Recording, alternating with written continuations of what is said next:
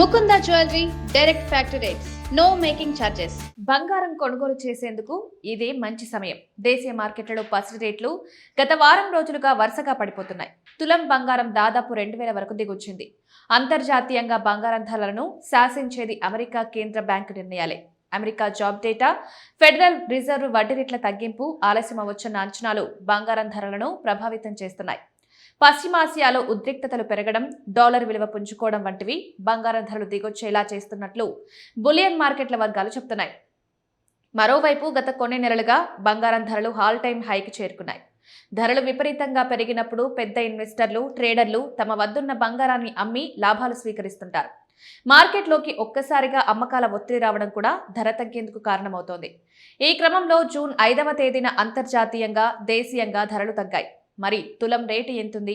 అంతర్జాతీయ బులియన్ మార్కెట్లో పసిడి ధరలు భారీగా పడిపోయాయి. ఇవాళ స్పాట్ గోల్డ్ రేటు ఔన్సుకు $35 వద్ద పడిపోయింది.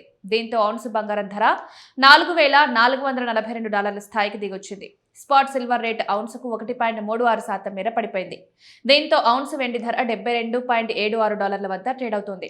హైదరాబాద్ బులియన్ మార్కెట్లో పసిడి ధరలు మళ్లీ దిగొచ్చాయి. ఈ రోజు 22 క్యారెట్ల బంగారం రేటు 10 గ్రాములపై 350 మేర పడిపోయింది. దీంతో తులం బంగారం రేటు 1,42,750 వరకు దిగొచ్చింది. 24 క్యారెట్ల స్వచ్ఛమైన బంగారం రేటు 10 గ్రాములపై $380 మేర తగ్గింది. దీంతో తులం పసిడి రేటు 1,55,730 వద్దకు పడిపోయింది. బంగారంతో పాటు వెండి రేటు దిగొస్తోంది. హైదరాబాద్ మార్కెట్లో వెండి ధర వరుసగా రెండో రోజు తగ్గింది.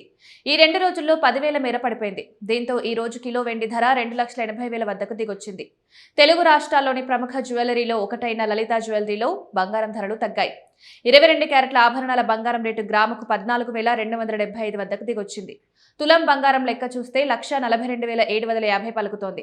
ఇక గ్రామ్ సిల్వర్ రేటు 280 వద్ద ఉండగా, గ్రామ్ ప్లాటినం రేటు 7,673 వద్ద ఉంది.